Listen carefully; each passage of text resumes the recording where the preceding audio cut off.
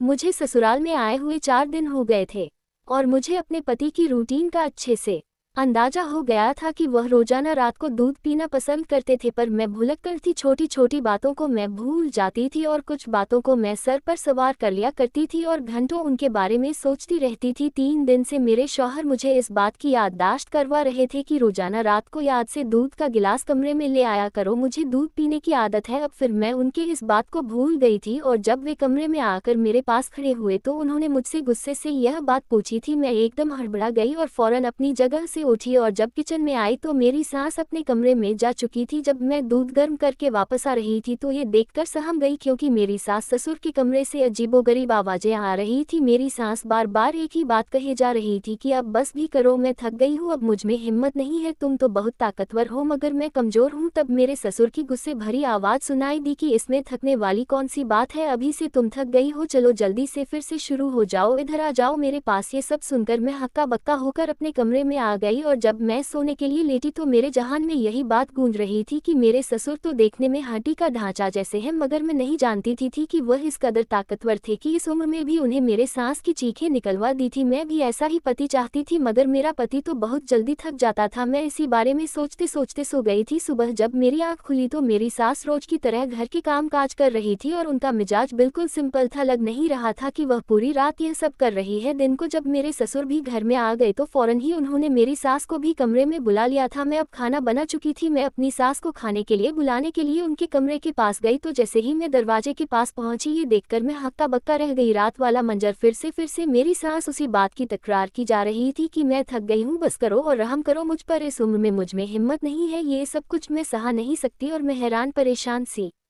वापस आ गई थी और किचन में वापस आने के बाद मैं यही सोच रही थी कि आखिर मेरे ससुर ऐसा क्या खाते थे जो इस कदर ताकतवर थे। आधे घंटे गई के बाद मैं दोबारा से उनके कमरे में और दोबारा से यही आवाजें गूंज रही थी। अब तो मेरे छूट गए थे और मैं ये सोचने पर मजबूर हो गई थी कि ना जाने ऐसी कौन सी चीज़ वह इस्तेमाल करते हैं जिसकी वजह से वह इतने देर तक एक ही काम किए जा रहे हैं और उन्हें थकने का एहसास तक नहीं हो रहा है। अब मैं दिल ही दिल में ये जानना चाहती थी कि मेरी सास उन्हें क्या देती है। 15 मिनट के बाद मेरी सास खुद ही कमरे से बाहर आ गई थी। कमरे से बाहर आने के बाद उनके चेहरे नॉर्मल थे, मगर उन्होंने दोनों हाथ अपने कमर पर रखे हुए थे और हाफ हुए कह रही थी कि यह कमर का दर्द ना जाने कब मेरी जान छोड़ेगा। उनकी यह बात सुनकर मैंने बड़ी मुश्किल से अपनी मुस्कुराहट रोकी थी। मैं उन्हें कुछ कहते कहते रुक गई थी। अब मैं ये जानना चाहती थी कि मेरी सास उन्हें क्या करवाती जो उनकी ताकत इस हद तक बढ़ गई है, मगर उन पर नज़र रखने के बावजूद भी मैं उस चीज़ तक नहीं पहुंच सकी थी, क्योंकि मेरा सारा ध्यान हर वक्त उनकी तरफ ही होता था। मेरे पति अपने बाप से बहुत अलग थे, बहुत जल्दी थक जाते थे और सोने के लिए लेट जाते थे और अक्सर मैं आधी रात तक जागती रहती थी और अपने पति के प्यार के लिए तरसती रहती थी। तभी मेरा ध्यान अपने सास ससुर के कमरे की तरफ चला जाता था कि वो भी तो थे जो इस बड़ा में भी जिंदगी को किस तरह से लुत्फ ले रहे हैं। कुमार इस रात भी मेरे हिसाब से जल्दी सो गए, मगर मेरे जज्बात बुरी तरह से मचल रहे थे। मैं सोच रही थी कि काश मेरे पति भी मेरे ससुर की तरह होते तो आज मैं भी जिंदगी को भरपूर तरीके से जी रही होती। तब मेरे जहन में मेरी सास की आवाजें गूंजने लगी जो वह ससुर जी को कहती थी कि अब बस भी कर दो, अब छोड़ भी दो, मेरी बस हो गई है। और यह बात याद आते ही मेरे वजूद में लहरों को दौड़ लग जाती थी। तब मेरे दिमाग में ये ख्याल आया कि क्यों ना मैं उनके कमरे में झांक कर देखूं कि वे दोनों ऐसा क्या करते हैं और मेरे ससुर क्या खाते हैं जो उनकी ताकत उफान तक पहुंची हुई है। अपनी सांस की निगरानी करने पर मुझे कुछ नहीं मिला था। तब मैं सोचती थी कि यकीनन वह चीज़ उन्होंने अपने कमरे में छुपाकर रखी है और मैं वह चीज़ देखना चाहती थी। इस वक्त मेरा दिल उन दोनों को देखने के लिए मचलने लगा था कि वे दोनों क्या कर रहे होंगे। तभी मैं अपनी जगह से उठी और सास ससुर के कमरे के बाहर आ गई थी। उनके कमरे की लाइट अभी भी जल रही थी, इसका मतलब था कि वे दोनों अभी तक जाग रहे थे। तभी खिड़की के बाहर से उनकी फिर से आवाज़ें आने लगी। मेरी सास लगातार मेरे ससुर को कह रही थी कि तुम इस उम्र में भी मुझे नहीं छोड़ रहे, जानते हो कि अब मुझ में इतना दम नहीं रहा। और मेरे ससुर का कहना था कि बस थोड़ी देर और बर्दाश्त कर लो, मैं फिर तुम्हें तंग नहीं करूंगा। और मेरी सांस फिर थोड़ी देर के लिए खामोश हो गई। मैंने खिड़की से झांक कर अंदर देखने की कोशिश की, मगर खिड़की के आगे उनके पर्दे थे, सिर्फ आवाज बाहर आ रही थी, बाहर से कुछ भी दिखाई नहीं दे रहा था। ये देखकर मेरा दिल मायूस हो गया था और मैं बुझे दिल से अपने कमरे में आ गई। जैसे ही मैं अपने बिस्तर पर आकर लेटी तो मेरे पति अजीब से अंदाज में बोले कि तुम इस वक्त कहाँ से आ रही हो। उनका अंदाज मुझे हैरान कर गया था। मैंने एकदम उन्हें पलट कर देखा। कुमार अपनी जगह से उठकर बैठ गए और मुझे अजीब सी नजरों से देखते हुए बोले कि तुम समझ क्या रही थी कि मैं सो रहा हूँ, तो तुम कुछ भी कर लोगी तो मुझे पता नहीं चलेगा। उनका अंदाज मुझे हैरान परेशान कर गया था। सच सच बताओ, कहाँ पर गई थी तुम? मैं इस सब से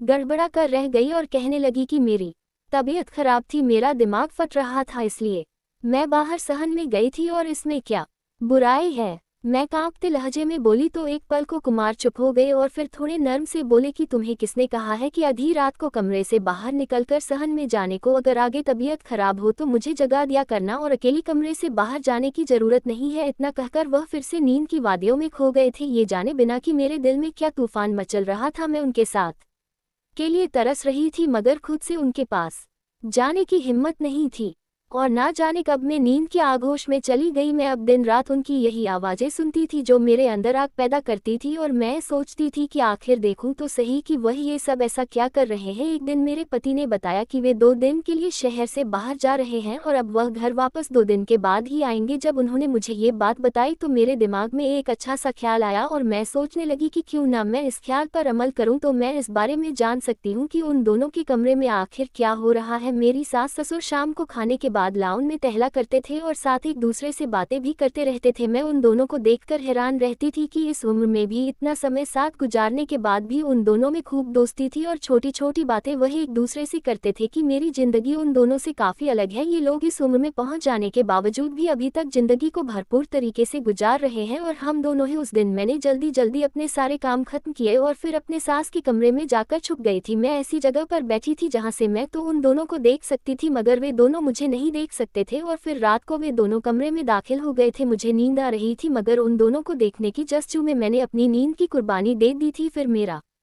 इंतजार खत्म हुआ और फिर जो मंजर मेरी आंखों ने देखा। मेरे नाम रजनी है। मेरे परिवार में मेरे माता पिता के अलावा मेरा एक छोटा भाई था। मेरे माता पिता भाई से ज्यादा मुझसे प्यार करते थे। वह मेरी हर फरमाइश और जिद को पूरा करते थे। मैं बचपन से ही खुददार और जिद्दी थी। इस वक्त मैं कॉलेज में पढ़ती थी जब मेरी पूजा नाम की लड़की के साथ दोस्ती हो गई थी। पूजा बहुत अच्छी लड़की थी, वह मुझसे बहुत प्यार करती थी। मुझे उसकी सबसे से अच्छी बात ये लगती थी कि वह अच्छी शख्सियत की मालिक थी और जब वह मेरे हुस्न की, मेरी खूबसूरती की तारीफ करती तो ये देखकर मैं खुशी से झूम जाती थी। कॉलेज में तरह तरह के लड़के लड़कियां थी और बहुत से नजरें देखने को मिलते थे, जिनमें कुछ ऐसे भी होते जो मुझसे नजरें चुराने पर मजबूर कर देते थे। ज्यादातर लड़कियों के बॉयफ्रेंड थे और जब वह उन सब के बारे में बातें करती थी, उनके हाथों में हाथ डालकर घूमती थी तो ये देखकर मेरे जज्बात भी उभरने लगते थे और मैं भी उन्हें देखकर रश्क से सोचती कि देखने में तो वह बिल्कुल मामूली शक्ल सूरत की थी मगर उनके बॉयफ्रेंड उनसे कितनी मोहब्बत करते थे। मैं भी किसी से कम नहीं थी। मुझसे भी कई लड़कों ने अपने प्यार का इजहार किया था मगर मैंने किसी को घास नहीं डालती थी। मेरे माता पिता ने मुझे बहुत ज्यादा लाड प्यार देने के बावजूद भी मुझे इस मामले में आज़ादी नहीं दी थी। उन्हें लड़कियों का लड़के से दोस्ती करना, बातचीत करना बहुत बुरा लगता था। हमारे मोहल्ले में यह बात आम थी मगर इसके बावजूद भी मेरे माता पिता ये सब देखकर गुस्सा करते थे। मेरी क्लास में एक लड़का था जो मुझ पर बुरी तरह से आशिक था। वह मेरे आगे पीछे फिरता रहता था, मुझसे बात करने के बहाने ढूंढता मगर मैं उसकी शक्ल तक देखती नहीं थी और मुझे ऐसे लोग बिल्कुल भी पसंद नहीं थे। पिछले काफ़ी दिनों से मुझे बुखार था और मैं अपने कॉलेज में नहीं जा सकी थी।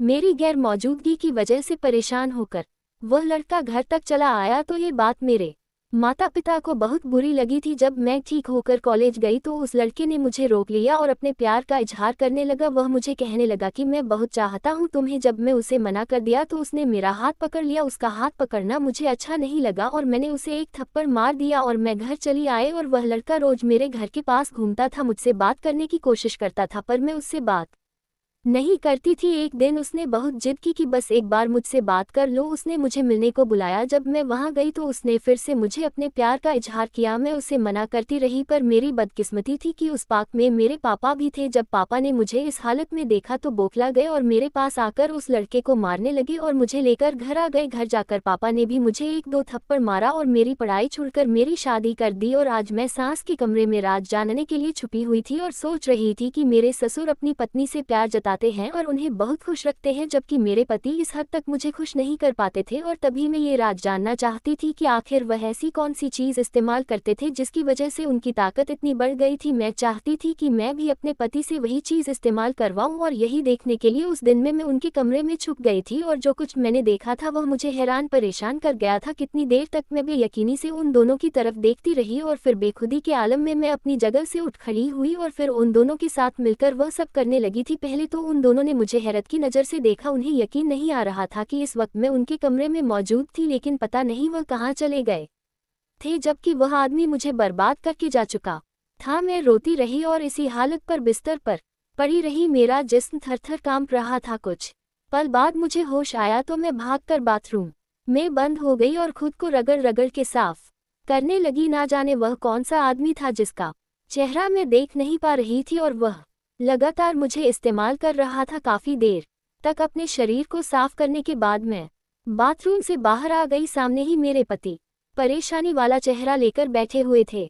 मैंने खुद को जल्दी ही काबू किया और उनके बराबर में बैठकर उनसे पूछने लगी कि आप ठीक तो हैं? आपके चेहरे पर इतनी परेशानी किस बात की है? मेरा पति कहने लगा, ना जाने उसे क्या हो गया है, मुझे समझ नहीं आ रहा। रात तक बिल्कुल ठीक था, आज मैं गया तो उसकी हालत अचानक इतनी ज़्यादा खराब हो गई कि वह बिल्कुल भी होश में नहीं आ रहा था। ये बात सुनकर मेरे दिमाग में अजीब अजीब सा ख्यालात आ रहे थे। मेरा पति पहली रात को जब गया था तब इनकी दोस्त का एक्सीडेंट हो गया था और आज अचानक उसके दोस्त की तबीयत खराब होना। मुझे इन सब चीज़ों के पीछे एक ही आदमी का हाथ लग रहा था और वह आदमी वह था जो मेरे पति के गैर मौजूदगी में मेरे पास आता था। मैं बिल्कुल खामोश थी, वह मेरी तरफ लेकिन मैंने सरनामे हिला दी थी और देखकर कहने लगा, अगर माँ बाप की याद ज़्यादा आ रही है तो मैं तुम्हें घर ले चलता हूँ। आंखें बंद करके अपना सर अपने पति के कंधे पर रख दिया। मेरा दिल बहुत बुरी तरीके से रो रहा था। मुझे अपने आप पर बहुत तरस आ रहा था कि मैं कहाँ फंस गई हूँ। शादी से पहले मेरी जिंदगी कितनी अच्छी थी और अब मेरी जिंदगी तबाह हो गई थी। काफ़ी दिन हो गए थे, मुझे अपने माँ बाप की भी बहुत ज़्यादा याद आती थी। अपनी सहेलियाँ, अपना घर, अपना आंगन, सब कुछ मुझे बहुत याद आ रही थी। जैसे मैं सभी परेशानियों और बोझ से आज़ाद हो चुकी थी। अगले दिन भी मेरे पति घर पर नहीं थे और अब फिर से मेरा इरादा था कि मैं अपने सास ससुर के कमरे में रात गुजार। शायद मेरी सास को इस बात का अंदाजा हो गया था, तभी वह मुझे गुस्से से कहने लगी कि अगर आज रात तुम हमारे कमरे में आई तो मुझसे बुरा कोई नहीं होगा। इसे देखकर मैं परेशान हो गई। मैंने कहा, माँ जी, आपको आखिर किस बात पर ऐतराज है? जबकि ससुर जी को और मुझे इस बात पर ऐतराज नहीं है तो आप मुझे इस बात से क्यों रोक रही है? उसी दौरान मेरे ससुर भी वहां पर आ गए और जब हम दोनों को बात करते देखे तो वह हमारे पास आकर खड़े हो गए। सवाल नजरों से मेरी तरफ देखने लगे। तब मैंने उन्हें दबे लफ्जों में कहा कि माँ जी, मुझे रात को कमरे में आने से मना कर रही है। ये सुनते ही मेरे ससुर जी को बहुत गुस्सा आया और वह सुर्ख चेहरे के साथ उन्हें देखते हुए बोले कि तुम्हें बहू को मना नहीं करना चाहिए। इसका भी मुझ पर इतना ही हक है जितना कि तुम लोगों पर, और तुम उसे मना कर रही हो। जो काम तुम खुद नहीं कर सकती तुम उसे तो करने दे सकती हो। उनके जाने के बाद मेरी सास कहने लगी कि अगर तुम आज हमारे कमरे में आई तो मैं तुम्हारे पति को तुम्हारे खिलाफ कर दूंगी। यह सुनकर मैं परेशान हो गई। अगर वह मेरे पति को मेरे खिलाफ कह देती तो वह मुझ पर गुस्सा करने लगते और यह सब बर्दाश्त करना मेरे लिए फिर नामुमकिन हो जाता। मुझे अंदाजा था कि मेरे पति एक शक्की मिजाज इंसान थे। उनके जहन में जब कोई बात आ जाती थी तो उसको निकालना आसान नहीं था। मुझे आज भी वह दिन याद था जब शुरुआती दिनों में मैं एक बार कमरे से बाहर चली गई थी तो वह मुझे किस कदर गुस्से से बोले थे। उनकी आंखों में शक देखकर मैं डर गई थी और अगर मेरी सास ने भी उन्हें कुछ ऐसा वैसा कह दिया तो मैं क्या करती? वह तो अपनी माँ की ही सुनेंगे, उन्हें ही वह सच्चा करार देंगे। तभी मैंने सोच लिया कि मैं अपनी सास की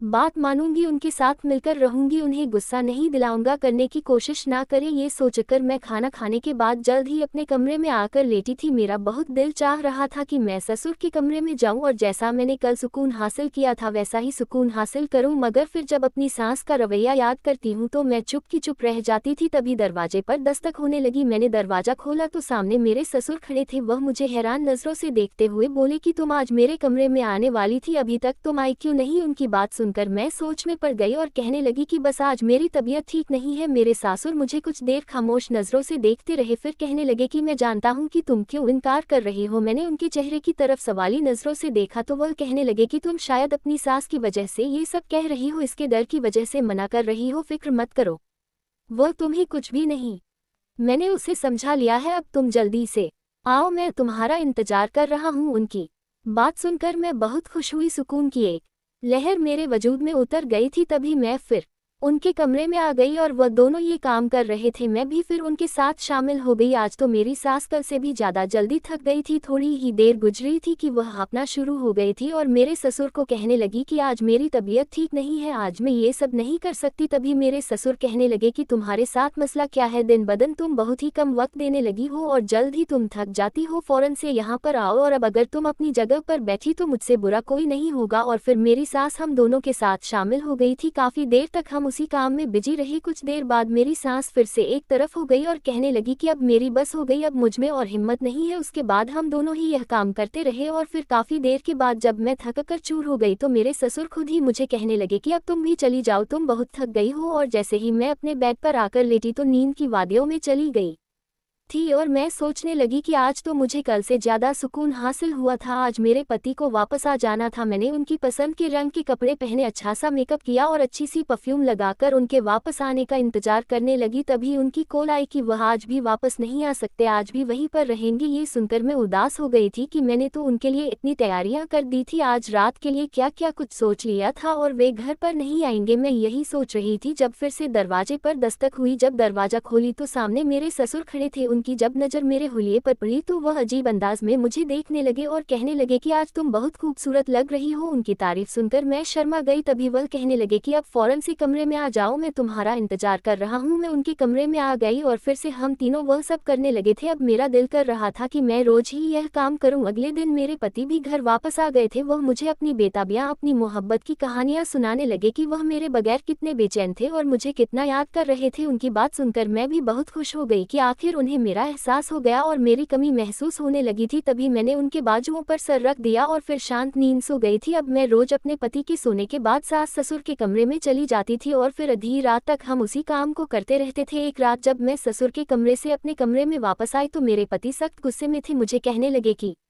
मैंने तुम्हें मना किया था कि तुम रात को कमरे से बाहर मत जाया करो, मगर तुमने मेरी बात नहीं मानी। कहाँ गई थी तुम? मैंने उनके पास बैठे हुए कहा कि मैं आपकी माँ जी के कमरे में थी। यह सुनकर वह हैरान रह गए कि तुम इस वक्त मेरे मम्मी के कमरे में क्या कर रही थी। वह सिक्की नज़रों से मुझे देखने लगे। मैं कहने लगी कि उनके साथ मुझे काम था इसलिए गई थी। वह चुप रह गए। उन्होंने फिर उसके बाद कोई बात नहीं की थी। अब जब मैं हर दूसरे तीसरे दिन सुकून हासिल करने के लिए अपने सास ससुर के कमरे में जाने लगी तो मैंने उसे समझा लिया है, अब तुम जल्दी से आओ, मैं तुम्हारा इंतजार कर रहा हूँ। उनकी बात सुनकर मैं बहुत खुश हुई। सुकून की एक लहर मेरे वजूद में उतर गई थी। तभी मैं फिर उनके कमरे में आ गई और वह दोनों ये काम कर रहे थे। मैं भी फिर उनके साथ शामिल हो गई। आज तो मेरी सास कल से भी ज़्यादा जल्दी थक गई थी। थोड़ी ही देर गुजरी थी कि वह हाँफना शुरू हो गई थी और मेरे ससुर को कहने लगी कि आज मेरी तबीयत ठीक नहीं है, आज मैं ये सब नहीं कर सकती। तभी मेरे ससुर कहने लगे कि तुम्हारे साथ मसला क्या है? दिन बदन तुम बहुत ही कम वक्त देने लगी हो और जल्द ही तुम थक जाती हो। फौरन से यहाँ पर आओ और अब अगर तुम अपनी जगह पर बैठी तो मुझसे बुरा कोई नहीं होगा। और फिर मेरी सास हम दोनों के साथ शामिल हो गई थी। काफ़ी देर तक हम उसी काम में बिजी रहे। कुछ देर बाद मेरी सांस फिर से एक तरफ हो गई और कहने लगी कि अब मेरी बस हो गई, अब मुझ में और हिम्मत नहीं है। उसके बाद हम दोनों ही यह काम करते रहे और फिर काफ़ी देर के बाद जब मैं थक कर चूर हो गई तो मेरे ससुर खुद ही मुझे कहने लगे कि अब तुम भी चली जाओ, तुम बहुत थक गई हो। और जैसे ही मैं अपने बेड पर आकर लेटी तो नींद की वादियों में चली गई थी और मैं सोचने लगी कि आज तो मुझे कल से ज़्यादा सुकून हासिल हुआ था। आज मेरे पति को वापस आ जाना था। मैंने उनकी पसंद के रंग के कपड़े पहने, अच्छा सा मेकअप किया और अच्छी सी परफ्यूम लगाकर उनके वापस आने का इंतजार करने लगी। तभी उनकी कॉल आई कि वह आज भी वापस नहीं आ सकते, आज भी वहीं पर रहेंगे। ये सुनकर मैं उदास हो गई थी कि मैंने तो उनके लिए इतनी तैयारियां कर दी थी, आज रात के लिए क्या क्या कुछ सोच लिया था और वे घर पर नहीं आएंगे। मैं यही सोच रही थी जब फिर से दरवाजे पर दस्तक हुई। जब दरवाजा खोली तो सामने मेरे ससुर खड़े थे। उनकी जब नज़र मेरे हुलिये पर पड़ी तो वह अजीब अंदाज में मुझे देखने लगे और कहने लगे कि आज तुम बहुत खूबसूरत लग रही हो। उनकी तारीफ सुनकर मैं शर्मा गई। तभी वह कहने लगे कि अब फौरन से कमरे में आ जाओ, मैं तुम्हारा इंतजार कर रहा हूँ। मैं उनके कमरे में आ गई और फिर से हम तीनों वह सब करने लगे थे। अब मेरा दिल कर रहा था कि मैं रोज ही यह काम करूं। अगले दिन मेरे पति भी घर वापस आ गए थे। वह मुझे अपनी बेताबियां, अपनी मोहब्बत की कहानियां सुनाने लगे कि वह मेरे